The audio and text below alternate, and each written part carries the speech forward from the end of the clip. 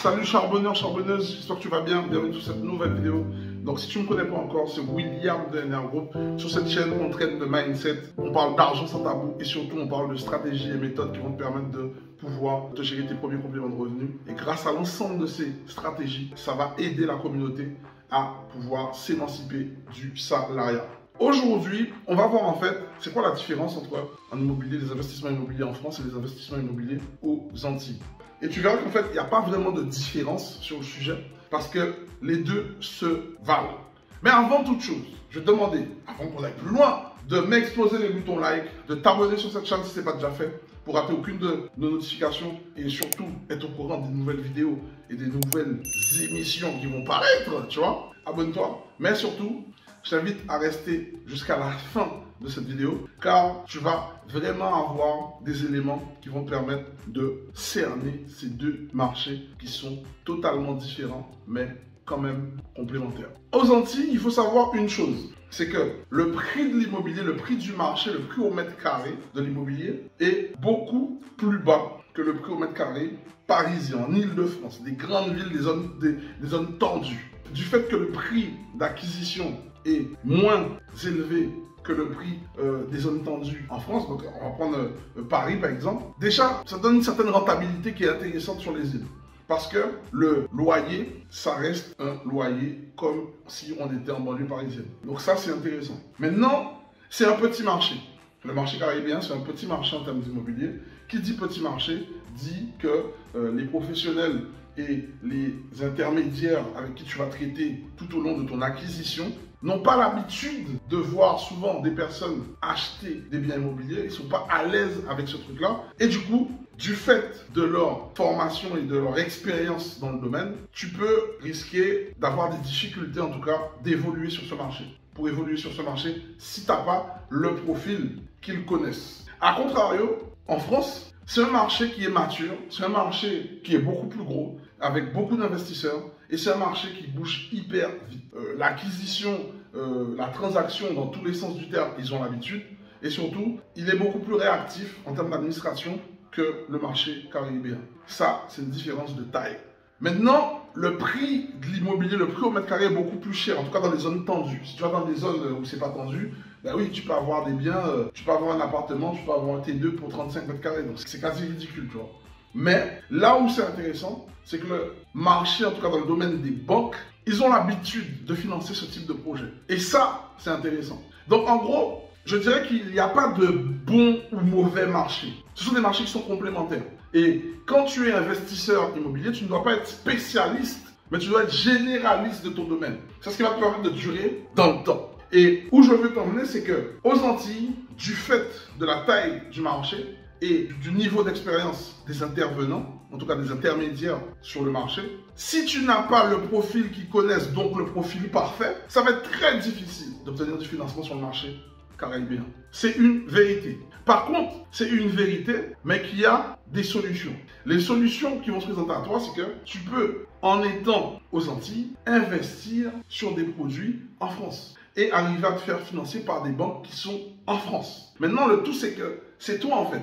Tu dois être beaucoup plus souple vis-à-vis de tes choix. Parce que le but du jeu pour toi ici, c'est de commencer et de réaliser ton premier deal. Tant que tu ne vas pas faire ton premier deal, tu vas tourner en rond. Et le but du jeu, c'est pas de tourner en rond sur place. C'est de tourner en spirale, de grimper, de monter, de faire une ascension pour comprendre comment marche le secteur et surtout avoir des compétences qui vont durer dans le temps. En gros, le marché immobilier, tu dois le prendre dans son ensemble. Il y a le marché caribéen, il y a le marché en France. En France, tu as des projets sur lesquels un profil moyen, mauvais moyen, passera jamais aux Antilles. Un profil mauvais moyen, avec un peu de stratégie fiscale, passera en financement dans l'Hexagone.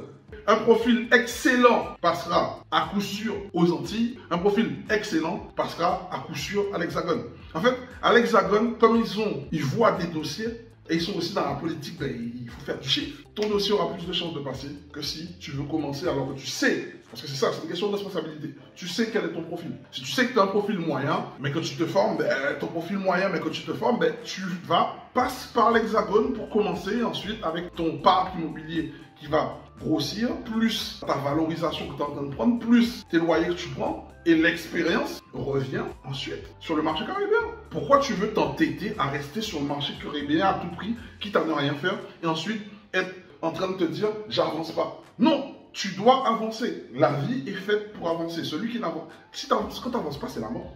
Quand tu n'avances pas, c'est la mort. Tu dois avancer. Ne dissocie pas ces deux marchés, mets-les dans un ensemble auquel toi tu arrives avec tes compétences et ton expérience et tu utilises ce qui va à ton avantage, mais toujours dans le sens de ta progression.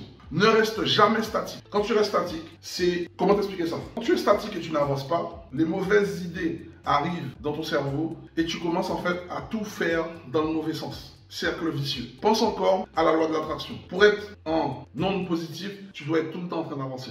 Tout le temps, tu dois être en train d'avancer. Tu dois cultiver de bonnes ondes. Et c'est ça qui va te permettre d'avoir les résultats que tu mérites. C'est pas en restant là, en t'apitoyant sur ton sort, en commençant à brasser du noir. En fait, tout ça, ça va juste, c'est fait pour que tu restes là. Et tu avances qu'une seule personne en faisant ça. L'État. Si tu veux être une vache à lait pour l'État, continue à faire ça, tu es dans le bon chemin. Si tu veux t'émanciper et pouvoir être libre, à la fois financièrement, géographiquement, libre de penser, liberté de penser, fais ce qui doit être fait. On n'a jamais dit que c'était facile. Et forcément, si c'était facile, tout le monde le ferait. Donc, profite en fait de tout ce qu'il y a à t'apporter, mais prends-le dans le bon sens. Profite positivement des choses pour avancer. Ne reste jamais bloqué. Jamais. Bloqué, c'est la mort. Avancer, c'est la vie. Right? Donc, c'était vraiment un petit point sur cette vidéo. J'avais vraiment envie d'apporter ce petit truc-là pour pouvoir faire les choses avancer pour toi. Dis-moi en commentaire si cette vidéo t'a plu, si tu veux d'autres styles de vidéos dans le genre. Et n'hésite pas à partager cette vidéo si tu penses qu'elle peut aider quelqu'un, un membre de ton entourage. Et surtout, explose-moi ces boutons like pour que l'algorithme YouTube nous fasse être vu par un plus grand nombre de personnes. Il faut que des personnes s'abonnent à cette chaîne au vu de tout le contenu qu'on partage. Maintenant que tu es resté jusqu'à la fin de cette vidéo, tu sais déjà que tu as une surprise. Je t'invite à regarder sous le lien juste en dessous pour prendre ta place pour l'immersion qui aura lieu ce dimanche à 19h30 heure de Paris et ce dimanche toujours à 13h30 heure de Guadeloupe et Martinique, dans lequel on va pouvoir traiter d'immobilier en face à face, une immersion où quand tu viens, il n'y a pas de secret, tu ressors avec les réponses à tes questions. Sur ce, on arrive à la fin de cette vidéo. J'espère que cette vidéo t'a plu. Je te souhaite le meilleur pour ta réussite.